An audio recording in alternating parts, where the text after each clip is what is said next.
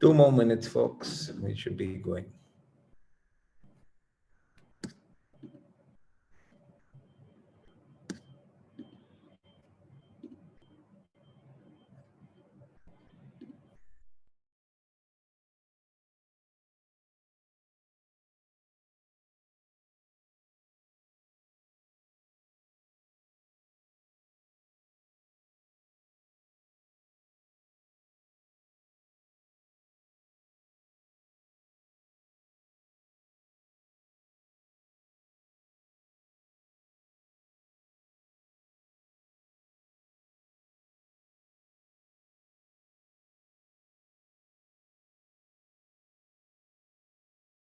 I'm curious to just kind of get a sense of the room here.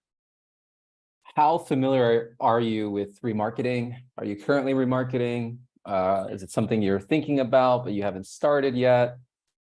What would you guys say you guys are at right now? So drop a 1 if you're brand new, you haven't started remarketing at all, you're starting from scratch, and a 2 if you've already got some experience with remarketing and you're just looking to see how you can take it to the next level.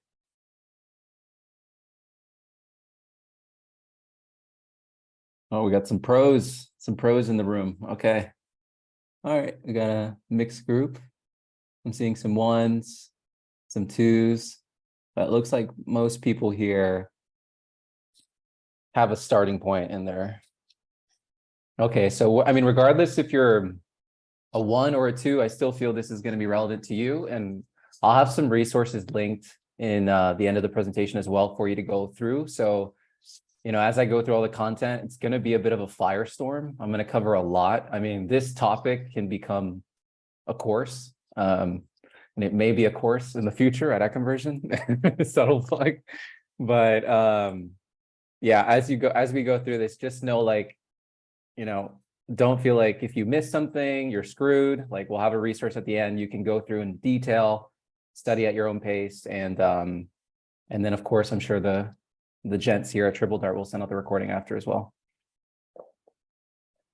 Perfect. Thanks for the context, Silvio. Let's get it rolling. I think we have enough quorum, and I'm just going to start sharing my screen. Hope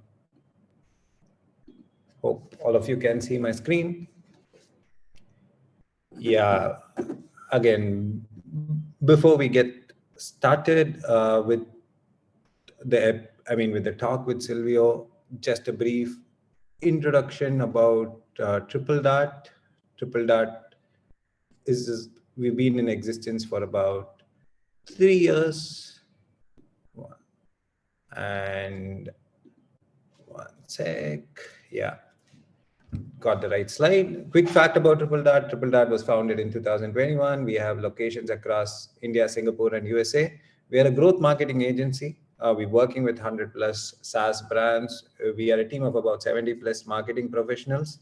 And we cut across multiple sub verticals within SaaS, e-commerce, fintech, HR tech, and many more.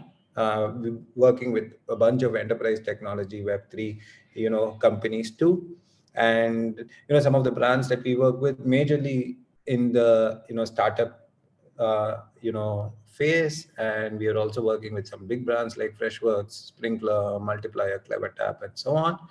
And if any of you are heading marketing in a startup or have any marketing requirements, you can always feel free to reach out to us. So brief about TripleDart. And we've been running this episode for the past particular session for the past 2 to 3 months, and we have like a fantastic lineup of speakers coming in. Some of the speakers who have confirmed their participation in this.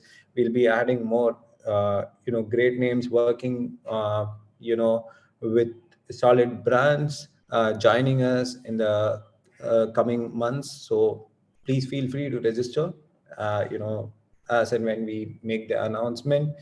And for this episode, yeah, we have Sylvio. I mean, a lot of you would have known Sylvio from, through various sources, LinkedIn, the kind of content, the courses he does. But, just providing a brief of the great things Sylvio has been doing. He's a founder of Ad Conversion, an academy providing, B2B advertising courses, and he does it for free.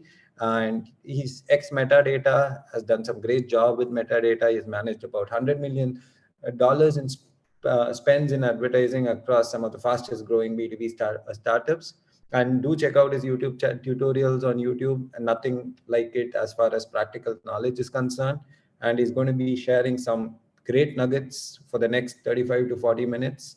Please do drop in your questions. Has Silvio presence, and he'll also be sharing a link of all the courses that they've done so far, which will be of immense value. We are going to keep these sessions as practical as possible so that you can definitely plug and play some of the tactics that are being discussed and keep it as real as possible. Uh, that's about it. Over to you, Silvio. Again, thanks for doing this for us. Thank you, Mahesh. I'm going to go ahead and share my screen and let's kick off. So can everybody see my screen? We're all seeing the same thing? Yes. All right, beautiful. What's up, everybody? Welcome to this session. I'm super excited to dive in. This session's all around how to build a multi-channel B2B retargeting strategy. So when I surveyed you earlier, sounded like most of you understand the premise, the value of retargeting. So we're not going to spend too much time there. And we're going to really dive more into the step-by-step, the how-to, and the execution on how to actually build a multi-channel retargeting blueprint. This is the blueprint that we use on the ad agency side with clients, and we actually build this out for our clients. And we found it to be really successful when we add in all these different layers. So I'm going to leave Q&A towards the end. So if you have a question, drop them in the chat. The team will collect your question, and then we get into question and answer. I'll go through all of your questions, and then we can jam on it in more detail. So if that sounds good, let's get started. So just very, very quickly, why bother with remarketing, especially for some of the newer folks in the room that answered in a one. Simply put is when it comes to B2B, staying top of mind is half the battle. And it's actually really cool to see some real data around this. So Hockey Stack did an awesome report, and they found that on average, it takes 222 touch points in order to close a deal, which is just mind-blowing, right? And you can only imagine if you started to skew that data set that they had based on industry, it could be even greater, right? Because it's the average, right? So there's outliers that are on both sides of the spectrum. So staying top of mind on B2B is imperative, and remarketing allows you to stay in front of your audience across different channels and extend those touch points essentially.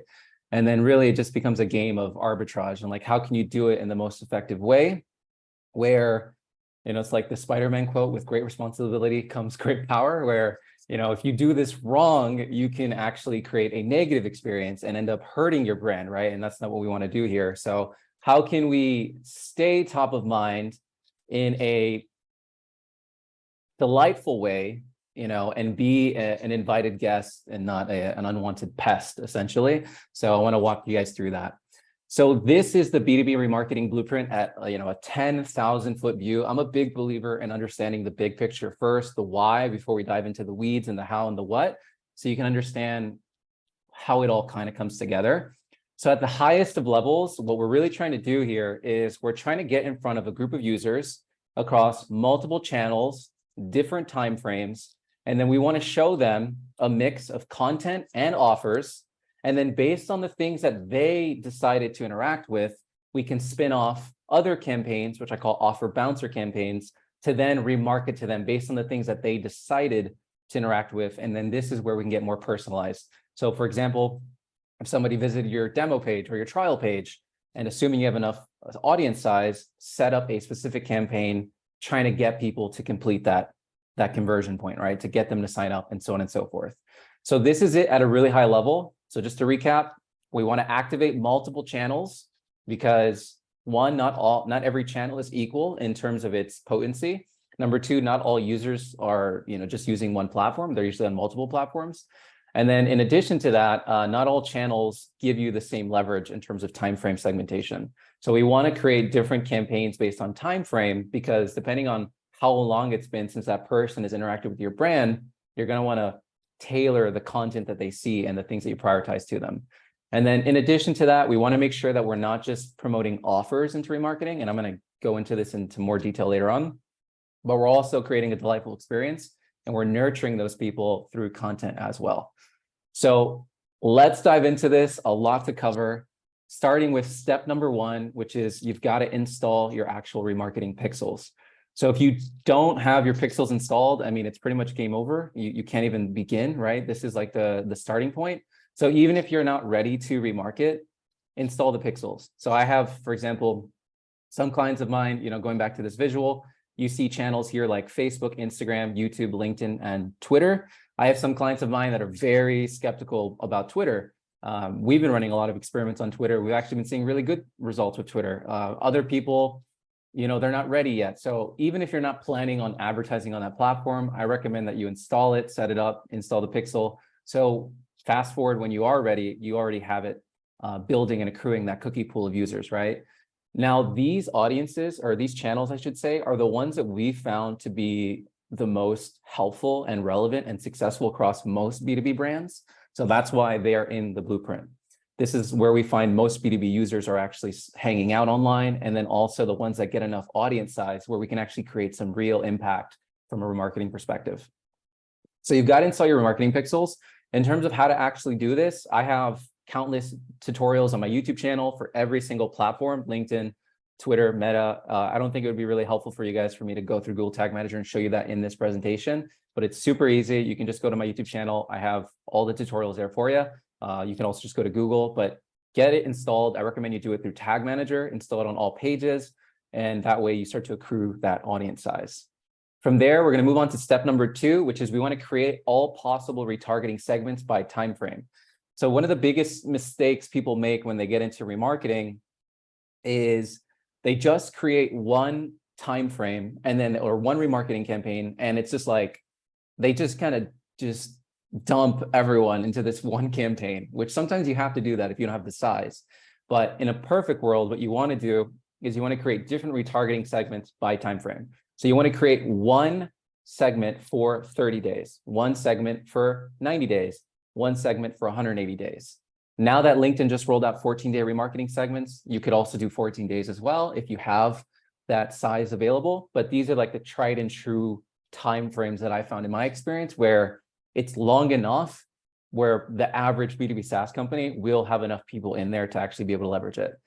So the people who are in the 30-day time frame will not perform the same as the people in the 90-day time frame, and so on and so forth with the people in the 180-day time frame. So if you were to group it all together in the same campaign, just from a reporting perspective, it would suck. But in addition to that, from a performance perspective, you're going to be kind of handicapping yourself a little bit. So by breaking these segments out into their own campaigns, it'll allow you to create content based on the time frame. We're going to dive into that much more in detail later. But in addition to that, it'll allow you to measure performance based on the time frame. And in my experience running remarketing campaigns, it's like common sense tells you 30 days will perform better than 90 days, and then 90 days will perform better than 180 days. But I can tell you that's not always true. Sometimes 90 days just destroys 30 days. Sometimes 180 days is way better than 30 days. So you really don't know until you break it out and you see what the data tells you. So this is the first thing we want to do, is we want to go into the ads manager and we want to build the retargeting segments for each specific time frame using all of the possible segments available. So all website visitors in 30 days, all image ad interactions in 30 days, all company page visits in 30 days, and so on and so forth. We want to do that for each and every single one. And it takes a lot of work up front, but it will pay dividends later on, because when you build the campaign, you're going to cluster all of those different segments by the time frame within that campaign. So that's step 2. Step 3 is to adjust our targeting and exclusion parameters. Equally important to who you target is who you exclude. So I want to just flush this out in more detail around the targeting and exclusion parameters for LinkedIn, Meta, X, and YouTube, so you can see it all here in one place.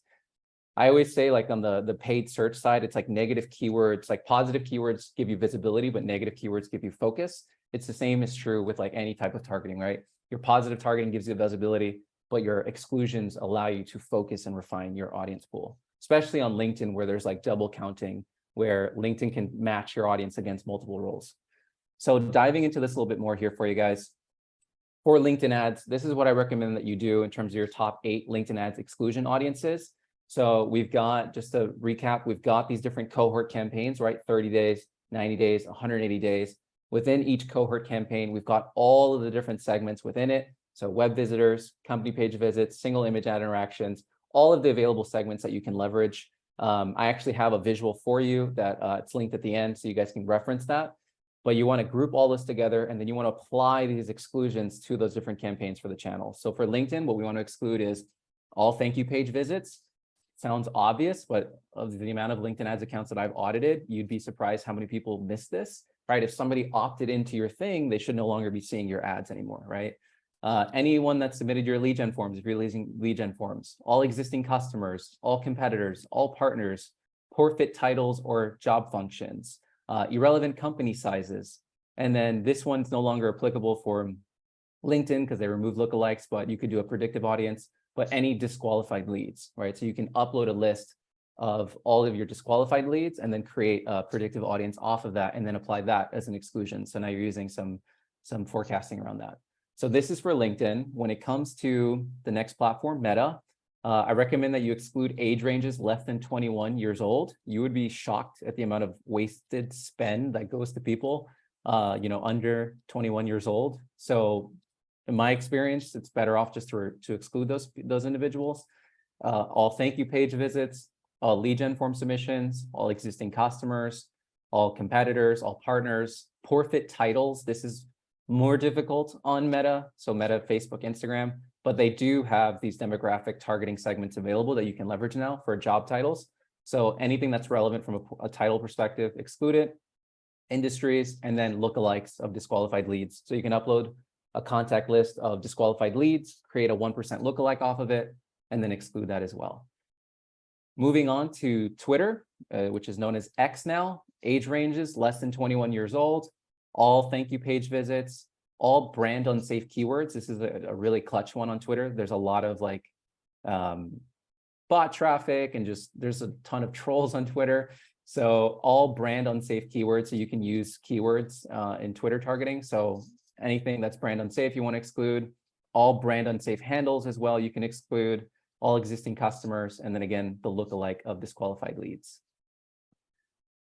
For YouTube, we're going to want to exclude age ranges less than 25. And the reason why it's 25 and not 21 is just because of the way Google's demographic targeting works. They just don't let you to get that specific. So age ranges less than 25, all thank you page visits, all existing customers, kids YouTube channels, music YouTube channels, and foreign YouTube channels. I want to just emphasize those last three really quick. The amount of, if you're not checking your placements reports when you're running YouTube ads, it's a huge opportunity in terms of optimizing your allocation.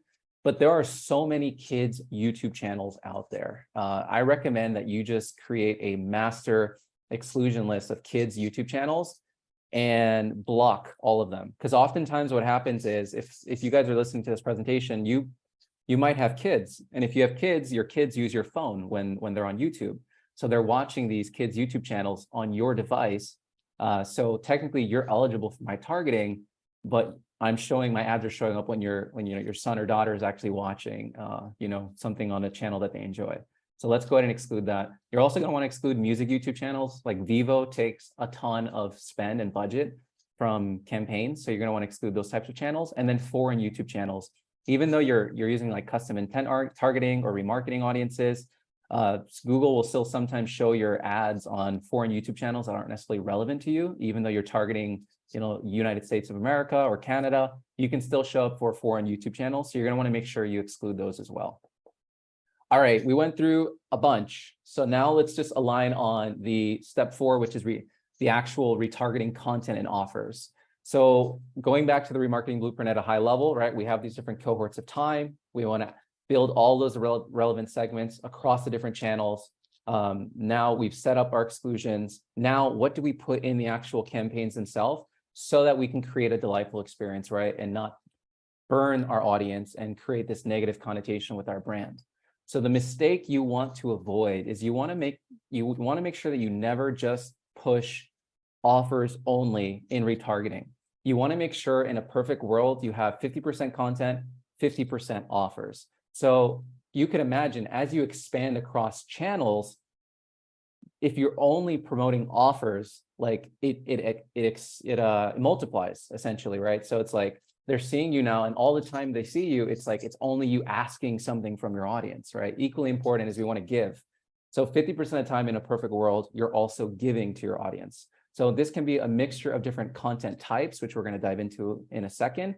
But if you take nothing else from this presentation and you just get now in the habit of understanding that remarketing is truly a nurture and conversion play, and you're trying to get as many touch points and create a good kind of like association with your brand, and you just started to push content into the mix in addition to offers, you will be better off than like 80% of companies that are running remarketing.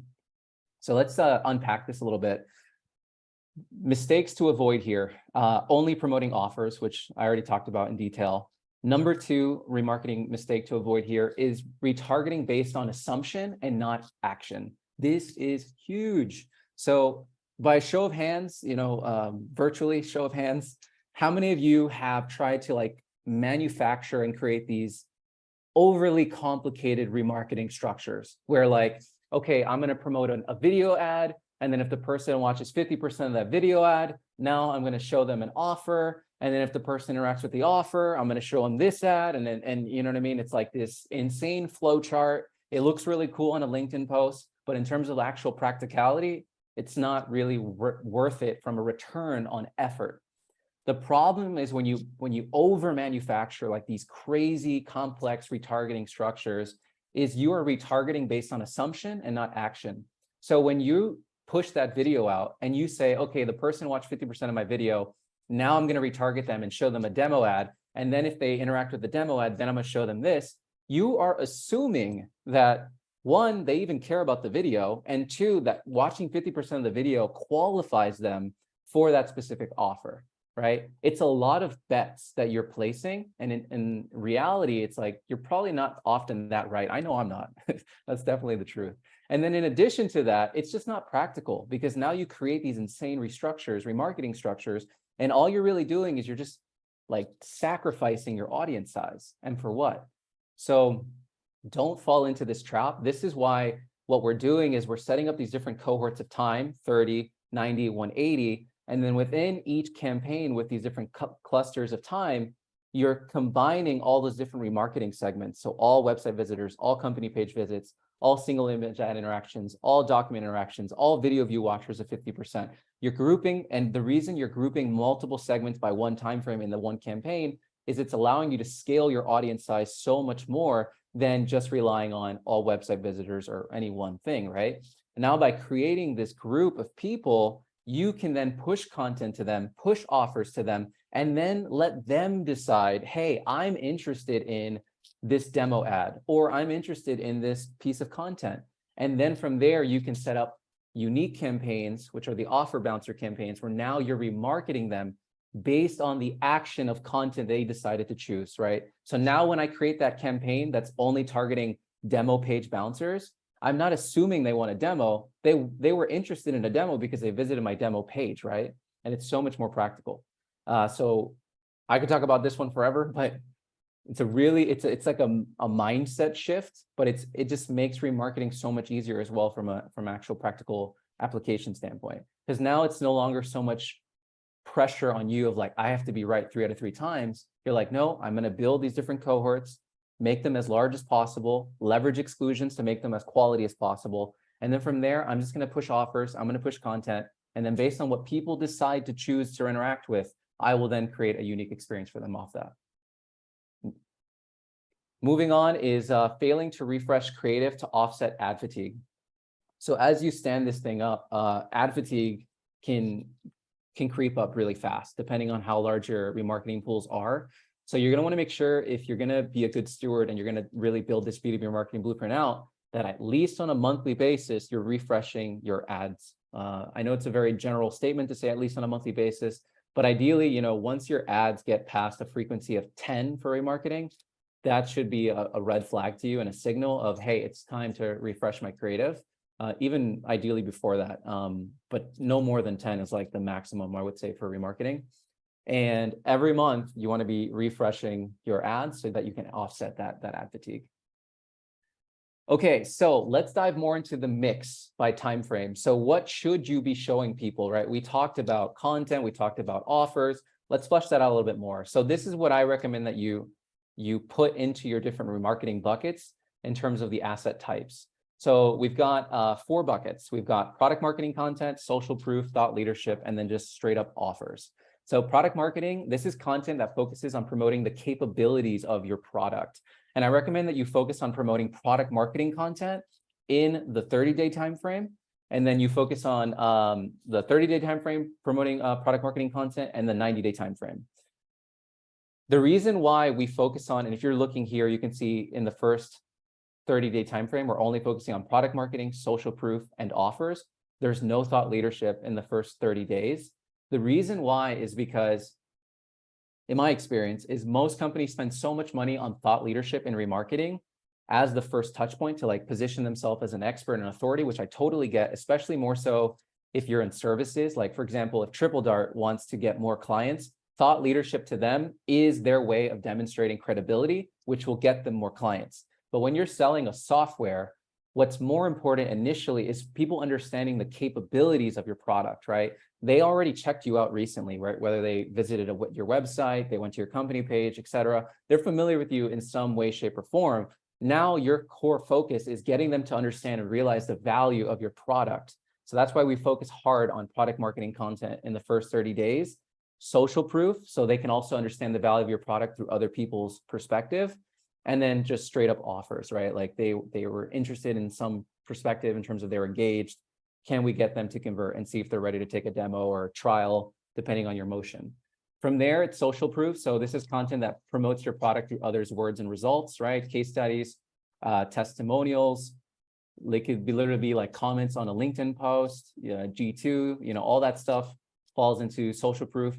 But in addition, like I think one of the mistakes SaaS companies make is when they think of social proof, they only think in terms of other words and results, which is why I put it here. But don't ever forget about logical social proof as well.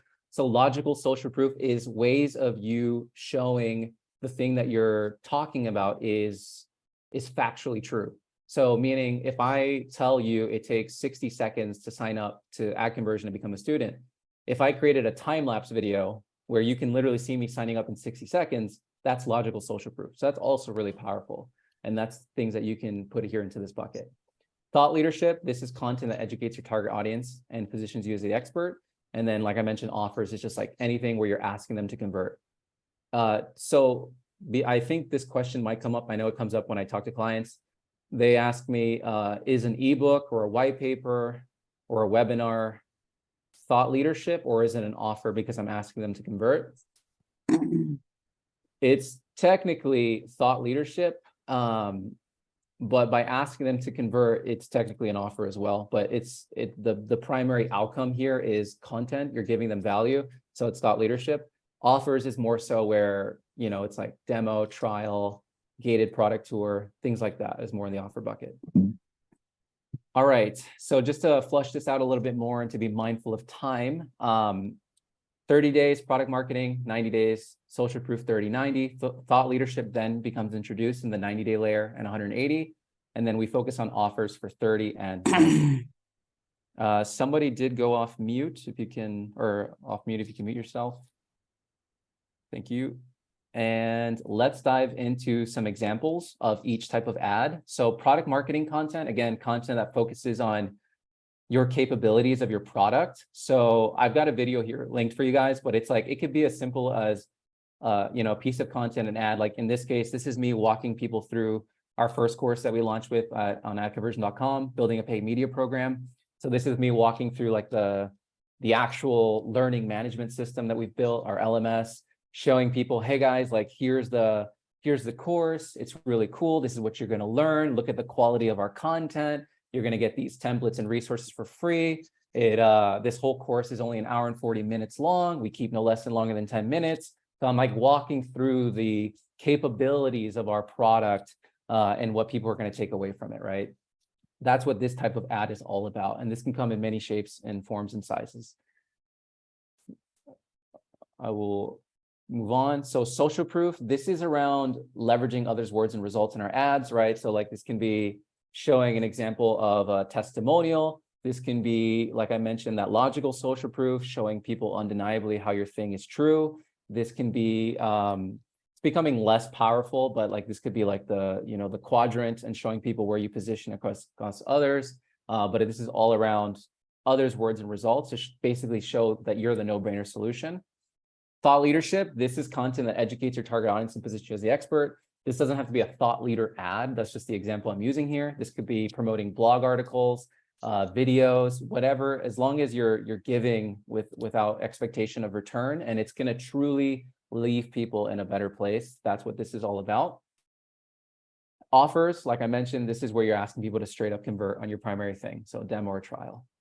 I hope this makes sense. I know I'm going through a lot of this really fast, and this is a lot of content, so I'm really excited to dive into Q&A later. But like I mentioned, we'll have a whole resource link for you guys where you can dive into more detail. But the main takeaway here on this step is you want to align your offers to the different cohorts of time, so now you can start to build out that curated strategy. Okay, so now that we've installed our pixel, we built out all of our targeting parameters, all of our exclusion parameters. We've aligned our content and our offers to our different cohorts of time. Now it's time to get into the actual ad managers and build all your relevant retargeting campaigns. So for the sake of time, I'm just going to show you what LinkedIn looks like. But this is what it all looks like when it's all said and done. So we're going to have all these different segments of time with these different retargeting segments. So all of our 30-day segments, all of our 90-day segments, all of our 180-day segments. And then for Twitter specifically, you can't segment by time, so it would just be all time. And you have all these different segments with different campaigns that are working in alignment, and they're promoting these different buckets based on those timeframes. So this is what it looks like when it's all said and done. The campaign naming convention that I follow, that if you want to use it as a starting point, this is what we use. So it's location, offer, remarketing, the time frame, ad type, and objective. I put all this information in the campaign name because it makes it really easy from a reporting perspective. I can then export all of this and then really easily create a pivot table and see how social proof doing versus demo, versus product marketing content, versus thought leadership, and so on and so forth. So this would look like we have one campaign, USA, product marketing content, remarketing, 30 days, image, using the awareness objective, right? We'll have another campaign, USA, demo, remarketing, 30 days, video, conversions. USA, social proof, remarketing, 30 days, carousel, engagement. So you can see how it all kind of comes together.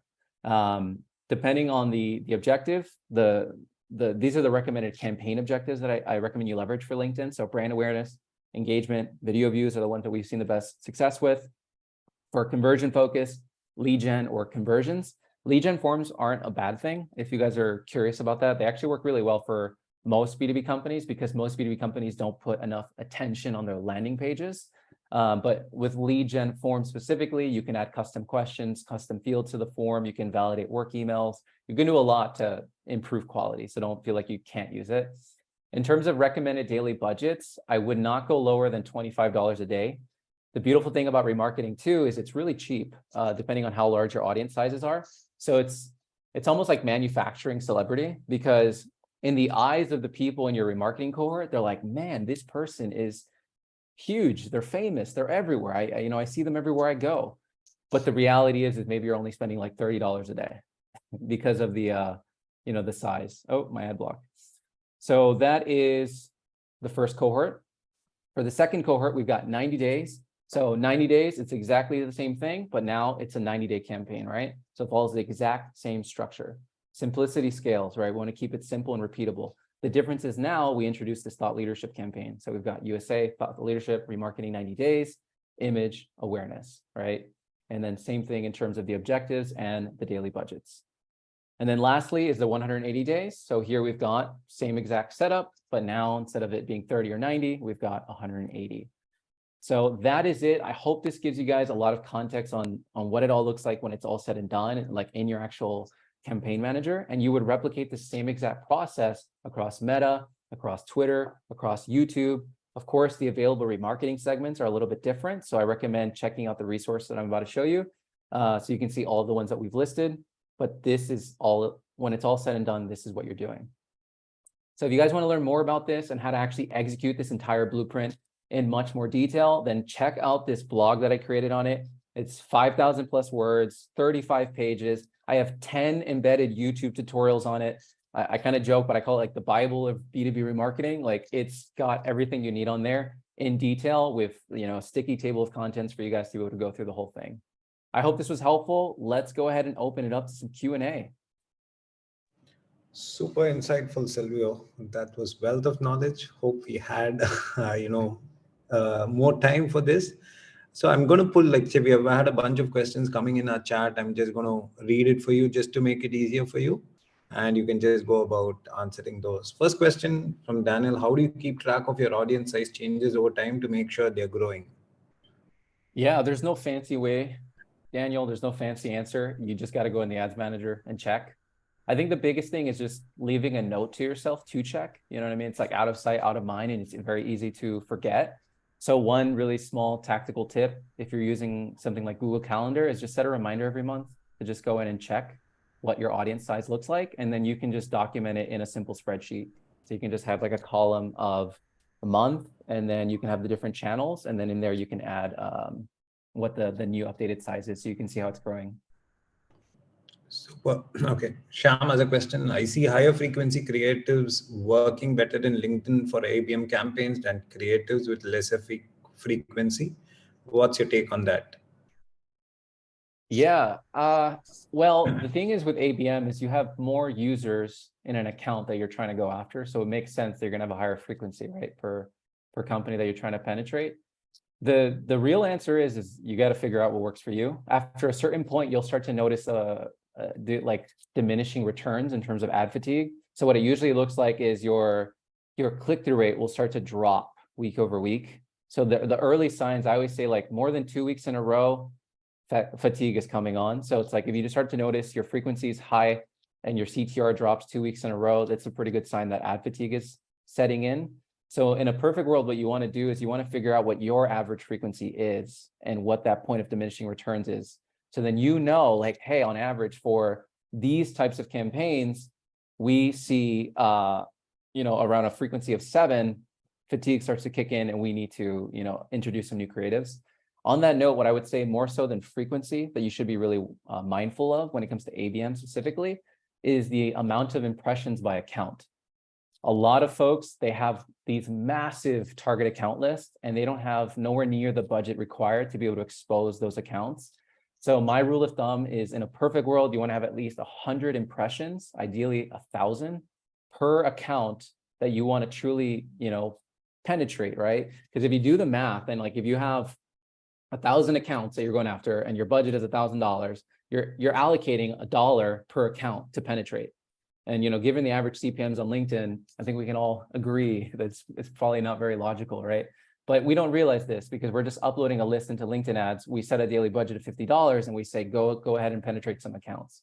So just be mindful, check that demographics report, and make sure that more so than frequency, you're exposing enough impressions by account so you can actually, they can actually remember you and eventually reach out, And is there any thought leadership ads? Thought leadership ads for remarketing. Basically, do you have a playbook that talks a lot about thought leadership ads when it comes to remarketing? Yeah, there's 3 ways. How much time do we have? There's 3 ways you can approach it. I'll give you like a quick short answer. One approach you can do is very much the media machine, which is what I'm outlining here. You've got thought leadership content. Within thought leadership content, you can break that out even more. So you could have like different series of offers. So you could have events, you could have blog articles, you can have videos. It really just depends on your content strategy. So when it comes to promoting thought leadership, whether it's from a marketing perspective or prospecting perspective, 80% of it has nothing to do with your ads. What it really comes down to is your content strategy. So what you want to do is you want to align paid with the content strategy. So if your content strategy right now is like, okay, the blog is the most important thing, right? So like I'll give you an example of that conversion. Like with us, the blog is the main thing. And in the blog, we have different pillars of content. So we've got series content, which is like we just launched Learning from the Pros. We've got blueprints, which is the remarketing blueprint that you see here. That's like this extensive guide. And then we've also got custom tools. So each pillar is within our thought leadership bucket. So when we go to promote our content, it's aligned to the things that we're already doing organically. And all paid is doing is it's extending its reach and it's guaranteeing distribution and visibility. So you're going to want to make sure, if you want to make thought leadership work, that you're very closely aligning what your content team is already doing, and then you're adding paid to it in terms of extension.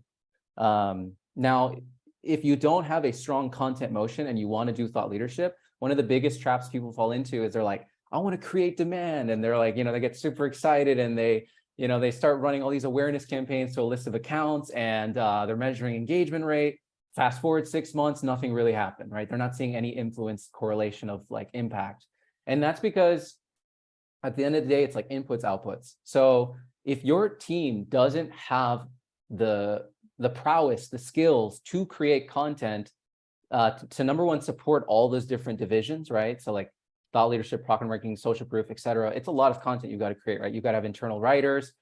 You've got to have staff that can support that. If you're not there, like, don't fight that fight yet. Instead, what I recommend that you do is you either just focus on events, because the real goal with Create is to build brand affinity and trust. So focus on events because you can easily promote webinars, you can do conferences, even small local in-person events are really powerful for ABM specifically. If you can get 15 to 20 of like your top executives at the key accounts that you care about to show up for a happy hour, like the amount of deals you can open from that is insane. So focus on events first because it's a lot easier from a content perspective. And then the other one that I love telling folks is, if events and the media machine isn't for you, focus on starting a newsletter. So ideally a weekly cadence. You can build a newsletter with a weekly cadence. If you're listening to me right now and you're like, oh, I don't have content to write a newsletter, I'm gonna call BS on that, because you can just go to your blog and go through your blog, spend a day and like pull the top insights from all your best blog content, and then put it together in a weekly cadence over 3 months, right? 24 emails. And now you've got yourself a weekly newsletter. So now when you get an opt-in from your remarketing campaigns for thought leadership or even for prospecting, one, you've got an opt-in. You can measure the engagement of that opt-in through your newsletter in terms of open rates, reply rates. Two, it's 3 months of content already nurtured. They're hearing from you every single week.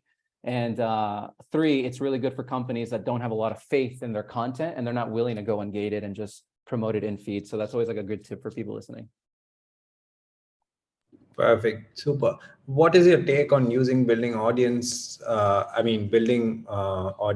using intent-based platforms such as Clearbit, 6sense, where particularly with enterprise, companies that are selling to enterprise, they want to use a very targeted strategy, but a double whammy there is you don't have a big enough audience size because it's all very, very, the space is very limited in terms of reach.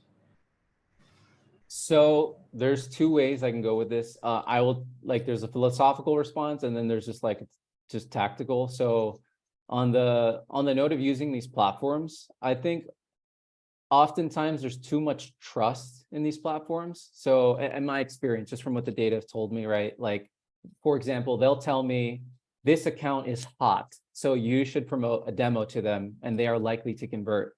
But when I run those campaigns and I actually see, did they actually convert? Doesn't do really well. You know what I mean? So you can try for yourself and see, but in my experience, I haven't had a lot of success with these intent platforms, despite them saying they can like perfectly categorize these people. I think there is power in terms of like tools like Clearbit or metadata for the audience matching, but more so not from an intent perspective, but from a perspective of now you can activate channels and get in front of very specific groups of people. Like, for example, now I can do ABM on Meta, right? Which natively is really difficult, but I can do that with a third-party tool. And then on the other note around it's like, really, what are you trying to solve here? So for you, if it's like, hey, I've only got 50 accounts, this is my universe, all I care about is exposing those 50 accounts, well, then you just know the game you're playing is limited from a paid perspective, and you should be fine with that because that's the game you chose to play.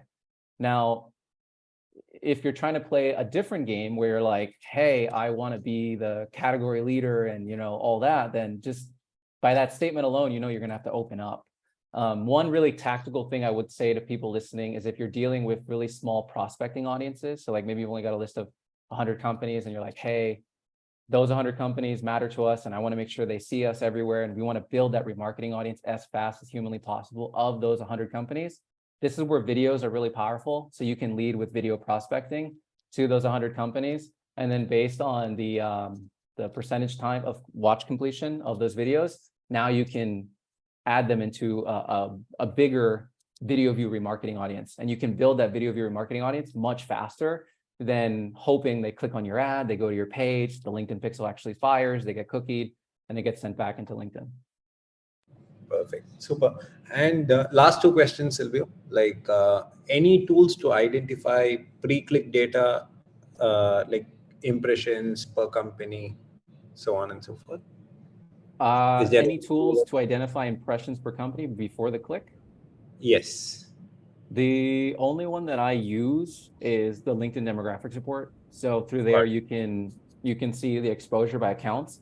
What I recommend that you do is you don't just don't just use the LinkedIn demographics report in LinkedIn, because it's very skewed in terms of like the amount of sample requirements per company. It's not very helpful. So what you should do is you should sign up for a data connector. There's a bajillion of them. Like I like Data Slayer personally, but there's also Supermetrics. And then through a data connector, you can pull the demographics report into, literally, it could be as simple as like a Google Sheet.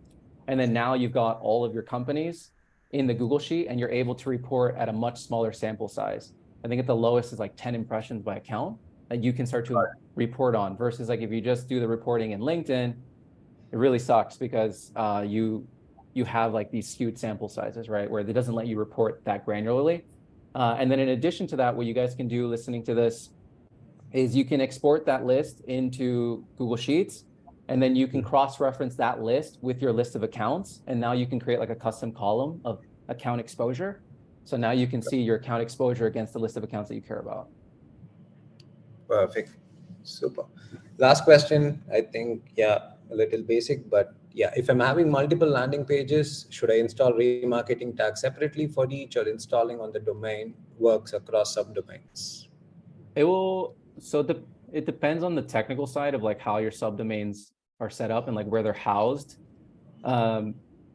Assuming all of your different subdomain pages live off the root domain from a tech perspective, meaning like the head code is shared across all. So like if you're using Webflow, for example, and it's all within the same site project, then you're fine. You can install it once and it's inherited. But like if you're using a tool like Unbounce and you've connected Unbounce to your domain, and that's its own platform, its own tool, then you'd have to reinstall Google Tag Manager on your tool. So that way you can make sure that it's getting captured. You can use, there's different extensions that you can use to help you see if you've got the pixel already installed on the landing page you're curious about. So there's Google Tag Assistant that you can install, and then you can see, is my Google Ads pixel firing? Google Ad, by the way, Google owns YouTube. So to build your YouTube audience, it's through the Google Pixel. So you can use Google Tag Assistant and you can see, is that firing on the page that you're curious about? You can also use the meta ads tag, Chrome extension tag, and then you can see, is the meta ads pixel firing? There's even one for LinkedIn. I think it's called LinkedIn Insight. And you can see, is the LinkedIn Insight pixel firing? So you can use those different Chrome tools to just see if it's firing. But the short answer is, yeah, you need to have it on all of them. And then just depending on your tech setup, you might need to install it in addition. Perfect. Super, Sylvio. I mean, great context and great insights. With this, we kind of come to the end of all the questions. Again, been a fantastic conversation, fantastic presentation. Of course, we need some time to digest all of what you put out. I think the academy there and your YouTube tutorials are going to be of immense help. And it was a great session, Silvio. Any closing thoughts? No, thanks for having me. I would just say it was a bit of a firestorm, as you guys can imagine. 30 minutes to cover activating 6 channels, is a lot. So definitely check out the article that I linked if you didn't already open it up. Just you can go to acconversion.com, our blog. It's right there, the B2B remarketing article. Go through all of it in much more detail. And then, yeah, if you're here and you want to learn how to run ads for free, definitely check out acconversion.com. Like, our whole mission is to help scale ideas profitably into the world. And we're basically trying to create a place where people can go and learn how to run ads for a specific niche from start to finish. So right now, if you go to our website, we've got our course already launched, Building a Paid Media Program, but we've also got more courses on the way, Google Ads 101, 102, 103, to learn how to launch, optimize, and scale Google Ads. We've got B2B advertising foundations on the way. We've got LinkedIn Ads 101, 102, 103 on the way. So much Reddit 101, 102, 103 on the way. And then we even got measurement as well. So it's going to be an awesome year at Acconversion. We're going to explode in terms of our course catalog in the next 4 months or so. So yeah, I would say that's it. And if you guys have any questions, you can connect with me on LinkedIn, and happy to chat. Super great. I think we'll be sending all the materials on the email post this. It will be hitting your inbox tomorrow. And if you have any questions, like Sylvio said, just reach out to us and we'll be more than happy to answer. And with that, we wrap up the 3rd episode of Coach. Thanks a lot for doing this, Silvio, and hope we get to have more conversations in the future. Thanks for having me. Yeah. Thank you, folks. Bye-bye.